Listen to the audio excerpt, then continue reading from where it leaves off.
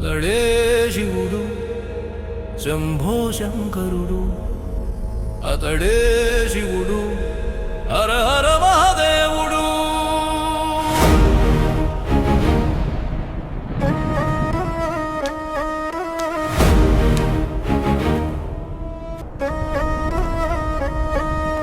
భయానికి భయపడనివాడు, సత్యాన్నే శ్వాసించినవాడు, గర్వానికి తల వంచనివాడు, నగ్న సత్యమై నిలిచినవాడు, నియంత్రణల్ని దాటిన మహాదేవుడు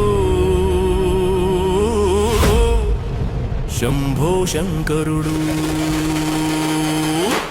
అతడే శివుడు శంభో శంకరుడు, అతడే శివుడు హర హర మహాదేవుడు.